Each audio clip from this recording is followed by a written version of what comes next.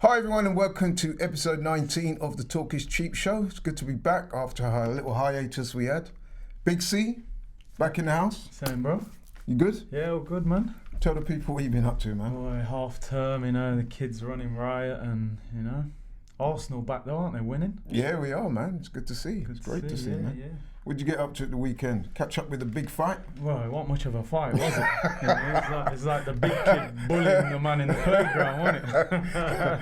Wow, man. You know what? I must admit, as you know, I'm a big boxing fan. Yeah. And I'm going to put, nail it to the mast, man. I thought Wilder was going to knock him out. Yeah, I really did. I really did think that. So fair play to Tyson Fury, man. He said what he was going to do and he did it. So the Gypsy King is the heavyweight king, man. Yeah, man. So him and Joshua, hopefully. Yeah, I was going to say that's the fight we all want to see next, man. Yeah. We want to see. I mean, I know Wilder's got a rematch clause, which I'm sure hearing he's seeking to exercise. Yeah, but sometime in the not too distant future, man, that's a fight we want to see. Yeah. But to get on to more pressing football matters, there's a lot we got to talk about, man. So. Guys, stay in tune. So to a regular feature of the Talk is Cheap show where we look back at Arsenal's games since the last show, of which there's been two. Very briefly, Sunday the 16th, we was at home to Newcastle. 4-0 win, very briefly. Curtis, take it home, man. No, it was a great win for us, wasn't it? I mean, Ozil and Lacazette both scoring. I couldn't believe it. Yeah, you know what I mean? But yeah, that was a result we needed. We haven't beat anyone emphatically for a while. That was a good thing about that game. The emphatic scoreline, as you say, 4-0. Yeah, and it was pretty much deserved as well, wasn't it? Yeah, definitely. It wasn't like the scoreline didn't flatter us, did it? I think they were dangerous, but they didn't create a lot of clear-cut chances, and I think we deserved that in the end. Our friend Bellerin got a bit of a rough day, though, didn't he? Yeah, he had a bad day. Especially in the first half. Sent Maximum, he looked like Usain Bolt, didn't he?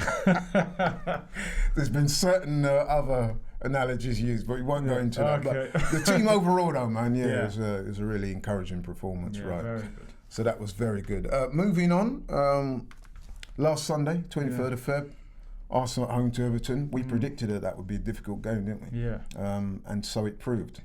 But again, Curtis, a resident expert. Oh, what do you reckon? I think we rode our luck in this game, Although we did well to score those goals, I think against maybe slightly better opposition, we could have conceded 3 or 4 goals. They had good chances. Calvert-Lewin, he looks a much improved player. The last time I saw him, I thought he was a bit of a workhorse, but he's got a lot more to his game. Yeah.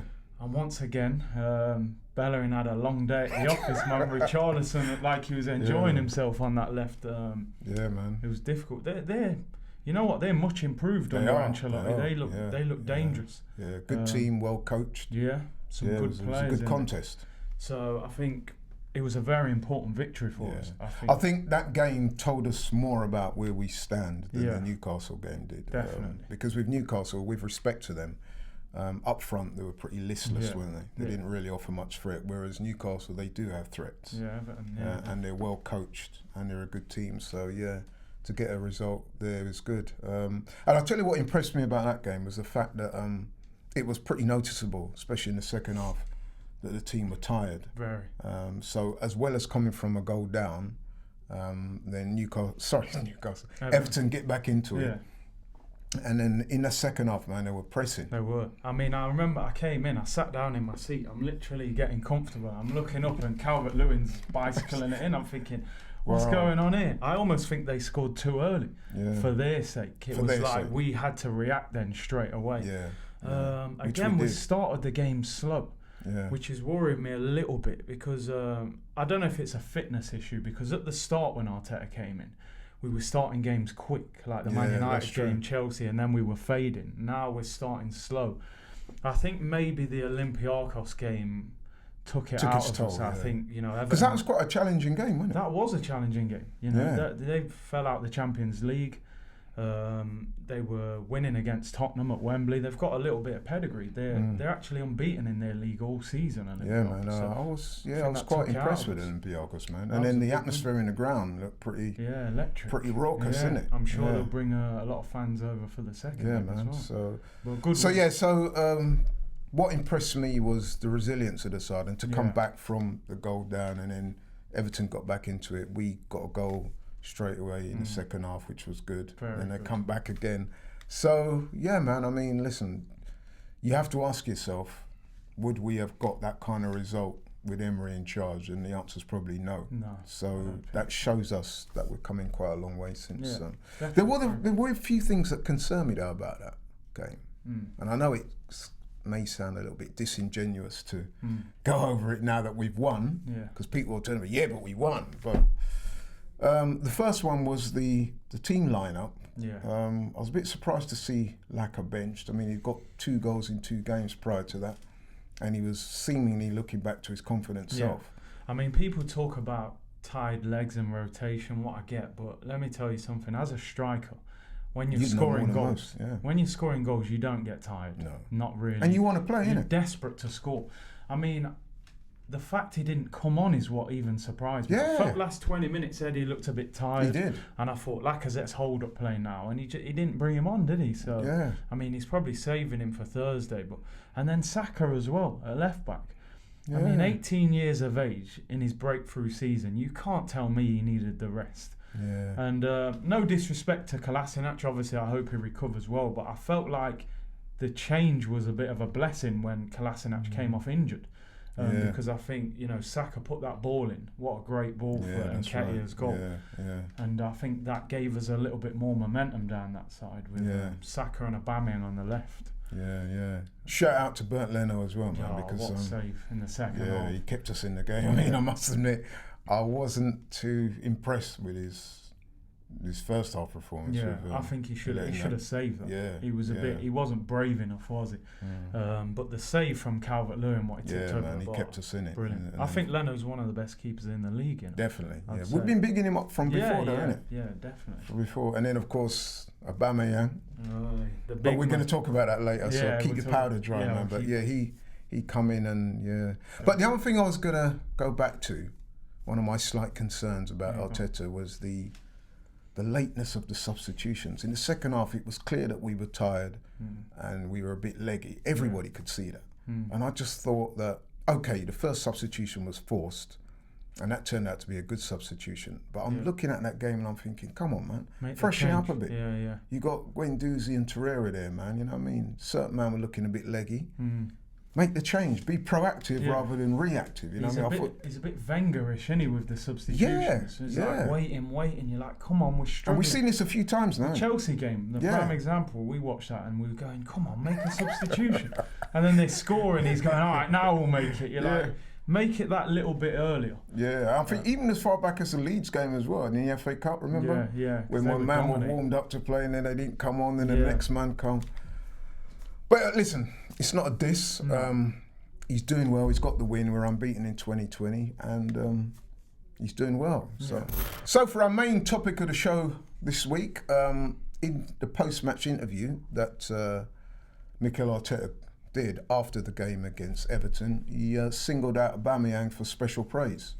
And I thought that was interesting, given some of the talk that's been going on about whether we'll be able to secure Aubameyang's services for next season and seasons beyond, that he should come out and say that.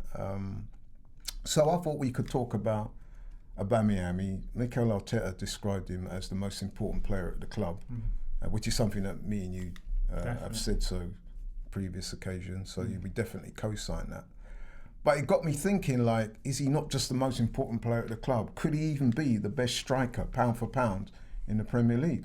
So that's that's going to be our main topic for this week. Curtis, our resident football expert, tell the people what you think, man. You think there's validity in that? First, that he's the most important player at Arsenal. Well, I think there's no doubt about that. I mean, we're unequivocal. Unequivocal. I mean, he's joint top scorer in the Premier League now with Vardy. He's the informed striker as well at the moment. Obviously, Kane's injured. Aguero, he's having a decent season, but not as good as Aubameyang. I think you can have that debate now. Is he the best in the Premier League? When you look at how Arsenal have actually played in the last couple of years as well, can you imagine if we was actually flying? That's right. We're mid-table and this guy's joint top scorer and he's playing on the left, which we've spoke about time and time again. I mean, he's doing a good job out on there. Don't forget to track him back, man. Yeah, well, he's trapping around 40 yards I love that, and making tackles. Imagine what he'd be scoring through the middle. Yeah. You know, I think he could be on even more goals. It's so important we try and tie him down to a new contract. That's the thing. Absolutely. And you know, the amazing thing about it is, because I can remember, it wasn't too long ago, and me and you have often laughed about it, there were certain people, some of them are AFTV regulars that were actually I'm not going to name no names because I don't want to embarrass them, but you know who you are. Yeah. These men were advocating selling Aubameyang, innit? Yeah, when that Chinese offer was about. Yeah, saying selling take the money. I'm like, what? Are you crazy? This guy is like the absolute embodiment of the club. I mean, you look at top quality strikers around Europe now. There's not many of them. So if you sold Aubameyang, who are you going to be able to bring in to replace him? Bear in mind that we're in the Europa League. We're lucky to have Aubameyang. You know, Barcelona wanted him in January. It's no surprise. I mean, we did a show previous to this a few weeks back now, and I think the title of that show was "Put Some Respect on His Name." Yeah. And so it's very ironic now that Arteta's come into the club, and he's actually gone on record as saying that Aubameyang's the most important player at the club. Because I know that when Arteta rocked up, there were some people even questioning whether he might take the captaincy from him. Yeah. Particularly if he couldn't secure his services long term. So to see him come out now, that was clearly to me a call to the board as well, as if to say, listen, man, you need to tie this man down. Yeah. Because, but this is something that me and you have been saying for weeks, man, that Aubameyang, and there's a few reasons for that. Like you said, well, the goal scoring speaks for itself. Yeah. Not just this season, the season before. Yeah. But you have to remember, like you quite rightly said, he's playing out of position technically. Yeah. I mean, let me ask you people, Harry Kane, Vardy, Salah, all these guys, Aguero, they're all great strikers. But how many of them, man, are doing this stuff coming off the wing like that? None, innit? No, I mean, you wouldn't see Aguero or Kane out wide, would you? Maybe because of his pace, they think he can get away with it. I just think long term, you know, he's 31 in June. If you're playing him left wing, asking him to do that much work, I think you burn him out. Yeah, that's the concern I have. And I know, like I said earlier, me and you we've made comments about, you know, we don't want to see him tracking back 30, 40 yards. And then people have, you know, and I can understand it. They've come back and said, yeah, but he's got to put the work in. He has. Yeah. But we do need to offer him a degree of protection and a bit of long-term strategy about, you know, his how we treat him as a player.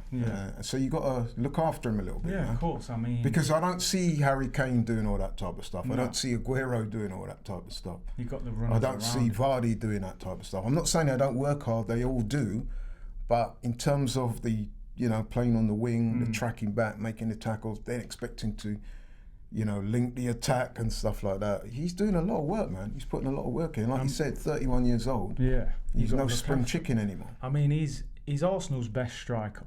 Yeah. So you would think logically you would play him through the middle. And you've got Martinelli who can play on the left. You've got Pepe on the right. That gives you great balance. Yeah. But we're kind of shoehorning him into the team in order to get Lacazette through the middle. Whereas if you look at someone like, and sorry to interrupt, if you look at someone like Vardy and Harry Kane in particular, to a slightly lesser degree Aguero, but those clubs, the aforementioned players and clubs, their systems are designed around the main striker. There you go. Yeah.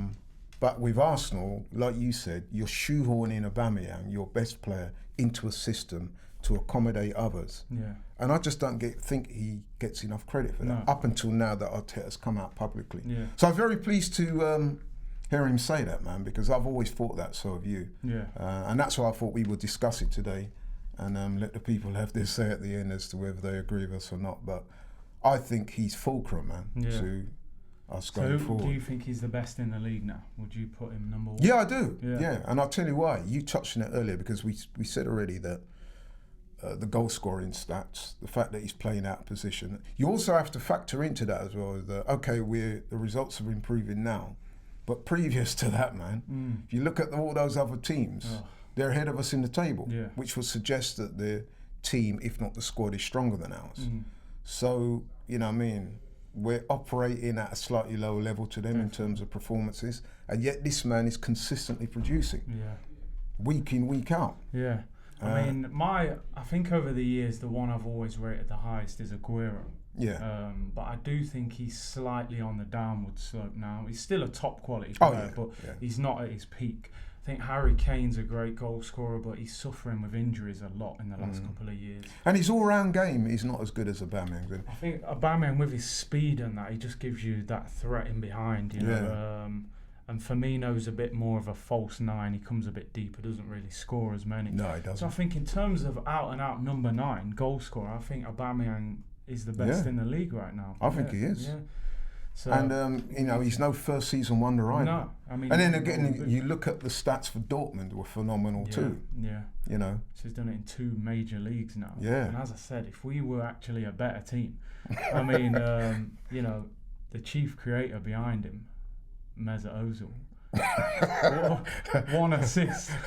Imagine if he had 10. No, but he scored a goal now as well. Oh, he has scored a goal now as well. So listen, if you can't see what he's doing, the comments are going to blow up now. You know that, innit? You can't see what he's doing. I don't know what you know what I mean. Dude. But anyway, but go on. Aubameyang. But it was interesting that Arteta said we've got to convince him that the project is suitable for him, because he said, you know, he wants to be known as one of the best players in the world. Now, if you're in the Europa League, you're not going to do that. So they're going to have to. Mind you, we did pull off a masterstroke in it by giving him the captaincy. Well, that no, but you know what? On that, I would say that I genuinely think that Aubameyang has welcomed and embraced the captaincy 100%. role.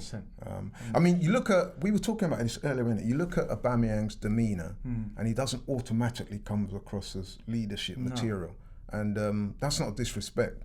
That's just, you know, that's just perception. And sometimes perception can be reality, but not in this case, because he comes across as quite jovial, quite laid back, laconic type of person.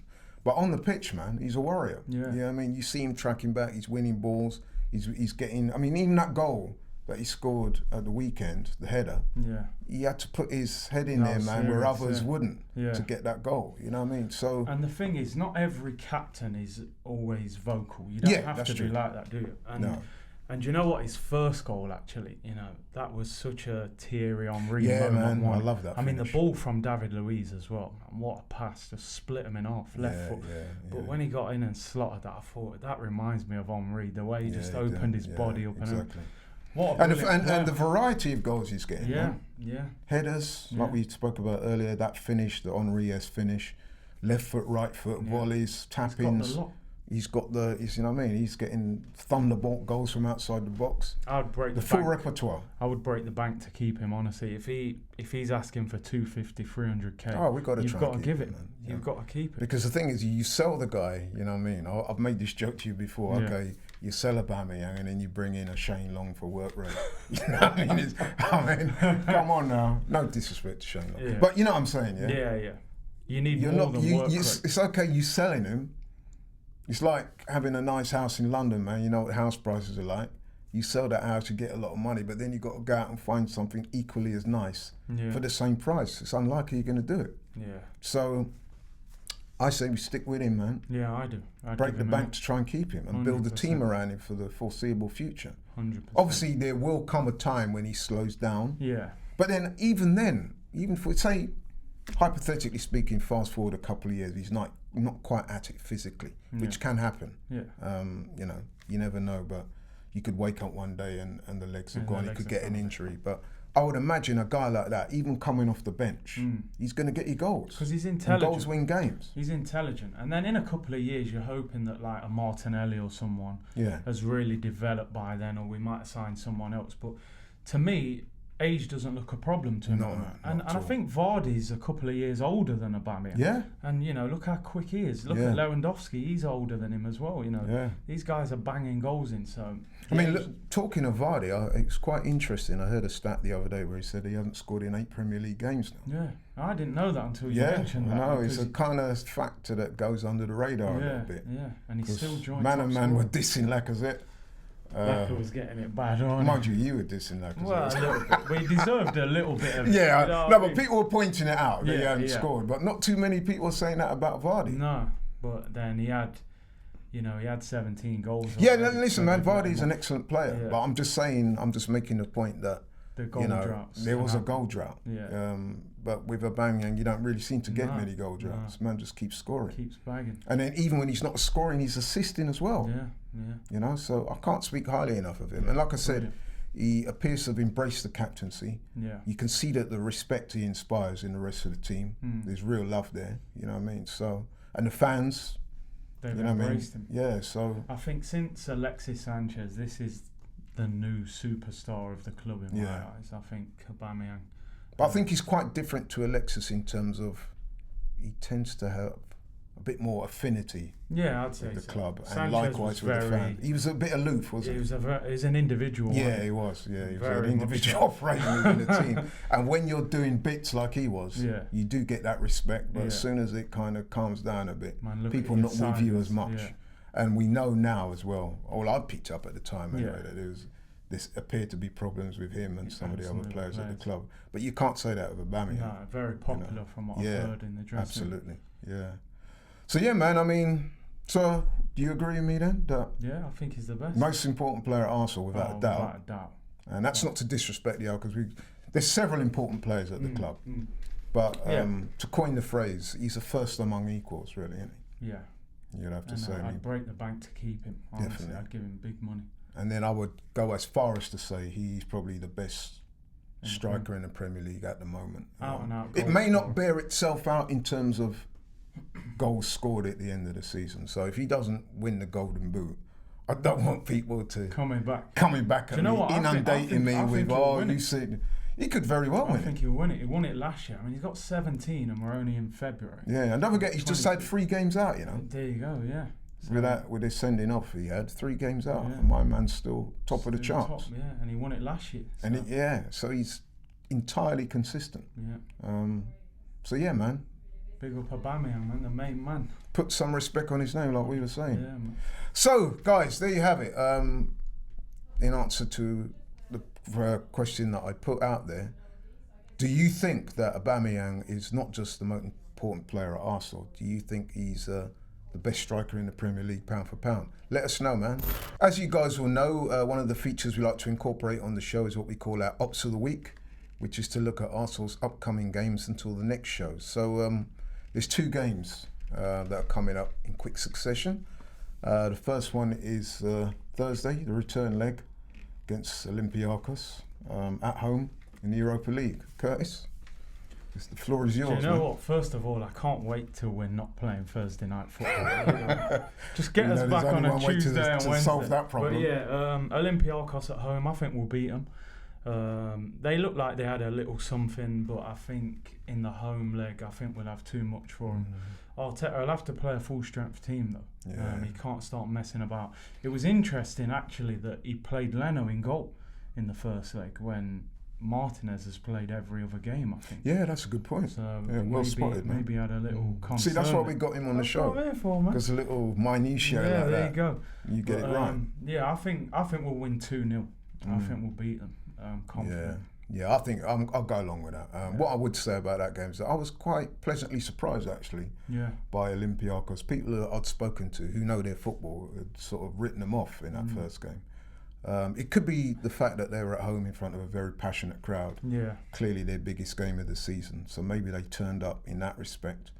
But I would imagine they'll bring with them a big following. Yeah, definitely. As you know, London, especially North London, there's a sizable Greek community, and I'm sure Olympiacos have got a lot of fans there. So I'm expecting good atmosphere. A good atmosphere. They'll bring a good following, and I'm sure the game will be competitive. But like you said, I'm expecting us to win. And we let's face it, people, we need that Europa League because it's unlikely. Even though I'm sure you've all heard of what's happened with Man City and the possible ban that they're facing. So 5th place could be a Champions League spot. It's possible. We're only 4 points off that. We're only 4 points off it. But I do think that realistically, the Europa League, winning that might represent our best opportunity of qualifying for the Champions League. I'd agree. And not only that, we need the win anyway, man. We're trying to build. We need the win. So we need to get to, even if we don't win it, we need to get to latter stages of this tournament. So, okay. So that's 2-0 to us, you think there. Moving on then, Monday. 2nd of March, Portsmouth, FA Cup, away from home. Looking forward to that game, actually. It should be a good game. We're doing a live stream for that. Yeah. Don't check out the live stream, man. AFTV live streams, always good fun. Yeah. Always good to watch. Yeah. So yeah, man, what are you saying? This one, because I'm thinking how strong a team will he pick for it? That's the issue, isn't it? I think he'll make changes. I think you probably see Aubameyang and Ozil, people like that, have a rest. Yeah. Ozil needs a rest, man. Well, yeah. He's been no, fair play to Ozil. He had a decent. Do you know game. what? He did run a lot on. Yeah, he had a Sunday decent game the other day. So yeah, we do big Ozil up. We big him up when he runs. Yeah. But it could, this. I feel like it might be a bit of a tricky one. I think we'll win. I think we'll win the game. I can imagine a typical Monday night, windy, down at Portsmouth FA Cup. It'll be a bit scrappy. Be a good atmosphere. It will be, yeah. Fratton Park's a good atmosphere. Yeah. I'm still trying to get tickets for that game, man. So if anyone's out there, got to hit me up. But I think we'll win.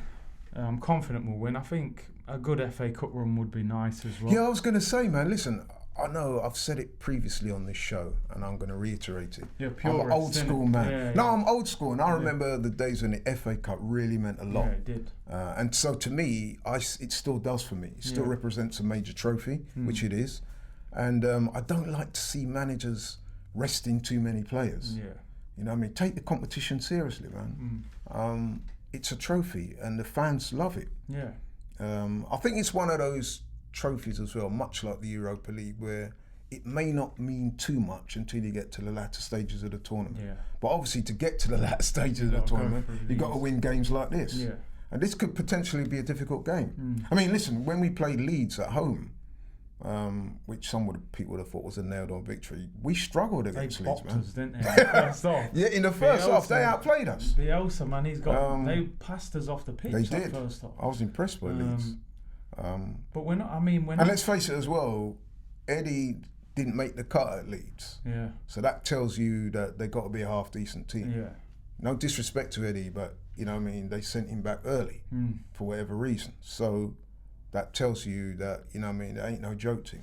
Do you know what? Why are you saying that actually? Because Robbie was asking me about Eddie in my interview.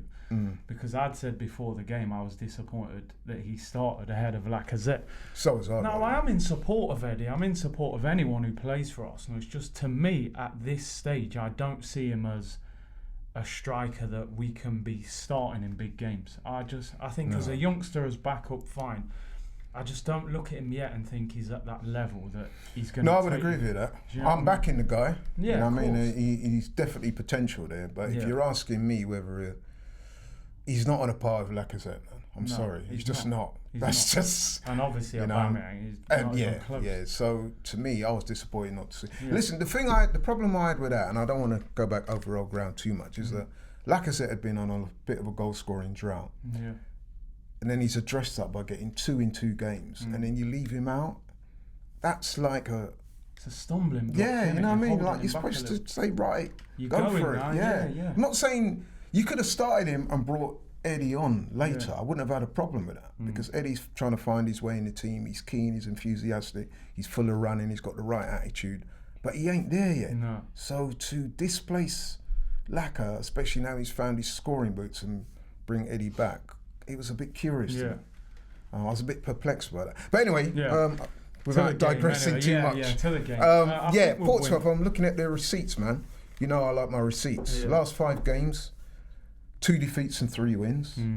Obviously, they're playing not lower level than Arsenal. Yeah. But they are to be respected. Yeah, of course. And they're playing at home. And they'll have a go. I've been to Portsmouth before. Yeah, same. It's going to be busy in there. It's going to be a big atmosphere. And they're going to go for it. Yeah. They might even make changes as well, which will be disappointing if they do that. Possibly. But we will definitely make changes. I'll go for 3-1. 3-1? 3-1. I wouldn't. Yeah, that sounds about right. I'm going to go for 2-0. I think we'll be okay. I don't think we'll concede. I think they will make it tough for us. Yeah, they will. But I fancy us to come through. Pablo Mari, be interesting if he makes his debut. Yeah. He's available now, so it would make sense. I noticed with interest that Narban and David Luiz, by the way, he's been playing well recently, deserves some credit. We've been up a lot of times. And I'm going to big myself up now as well, because I remember when he came into the club, there was a lot of naysayers, and I stuck my neck out and said, look, man, he'll be a good signing for us. Yeah. And I think he's been our best defender, pound for pound, this season. What do you reckon? Yeah, I agree. Yeah, so, yeah, man, I'm on that David Luiz train. So, yeah, man, 2-0. Yeah, I'm going 3-1. 3-1, yeah. but we both agree that we're going to get the win. Yeah. Okay. Right, guys, so that's it. We conclude the show for this week. Thanks for watching. Thanks for all your comments you've been sending through and your texts, because I do get texts, by the way. Keep it coming. We want to keep the show as interactive as possible. So we want to hear what you think about what we was talking about today. The main topic, which was, is Aubameyang the most important player at Arsenal? I think most of you would agree on that. But if you don't, let us know. Who do you think is the most important player? You might say Leno. You might look at some of the younger players. Martinelli, Saka. You might consider them to be more important in the long term. I don't know. Let us know. Maybe Ozil. Maybe Saka. Let us know. And Curtis, tell the people where they can find you, man. Yeah, check out my channel, Curtis Shaw TV, on the road to 10K. Numbers growing, man. Yeah, numbers growing, man. Numbers growing, that's good, man. Yeah. And like I said, people, keep watching, keep supporting. Bless up for 2020. Keep in touch.